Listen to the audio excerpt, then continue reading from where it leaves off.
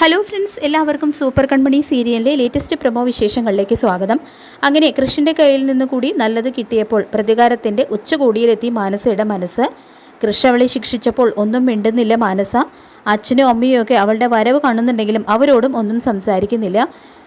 മാനസയുടെ മനസ്സ് പ്രതികാര ചിന്തയിൽ തന്നെയായിരുന്നു. എങ്ങനെയും അത് നടപ്പിലാക്കണമെന്നും ആയിരുന്നു.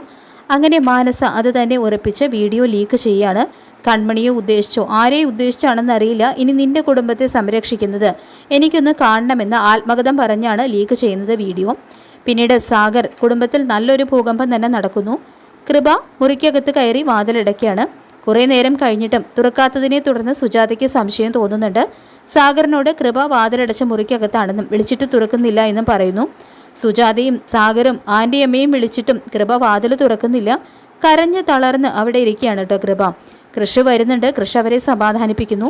ഇതിനിടയിൽ മാനസയുടെ അമ്മ അവളുടെ മുറിക്കകത്ത് കൂടെ പോയപ്പോൾ അവൾ ആരെയോ കൊല്ലണമെന്നും അപ്പോൾ എല്ലാവരുടെയും അഹങ്കാരം ഇല്ലാതാകുമെന്നെല്ലാം വരുണിനോട് വിളിച്ചു പറയുന്നത് കേൾക്കുകയാണ്.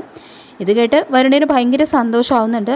ഇതേസമയം കൺമണി അവിടേക്ക് വരികയാണ്. കൺമണിയോട് മാനസ നമ്മളെ ചതിച്ചു എന്ന് പറയുകയാണ് കേട്ടോ കൃഷ്. എന്തോ ഭാഗ്യത്തിന് കൺമണി വാതിലിൽ തട്ടി വിളിക്കുമ്പോൾ കൃപ വാതിൽ തുറക്കുന്നുണ്ട്. കൺമണിയെ കാണുന്ന കൃപ അവളുടെ നെഞ്ചിൽ തല ചേർത്ത് കരയാണ്. ഇതൊക്കെ കേട്ട് ഹേമയ്ക്ക് നല്ല ദേഷ്യം വരുമ്പോൾ അവൾ ജയമോഹനോട് മോൾ ആരെയോ കൊല്ലാനാണ് ആർക്കോ പറഞ്ഞു കൊടുത്തു, അതൊക്കെ നിർത്തിവെക്കാൻ പറ മോളോട്, അങ്ങനെ ആരുടെയെങ്കിലും കൈകൊണ്ട് ചാകാതിരിക്കാൻ നോക്ക് രണ്ടുപേരെന്ന് പറഞ്ഞു കൊടുക്കുന്നുണ്ട് കേട്ടോ ഹേമ.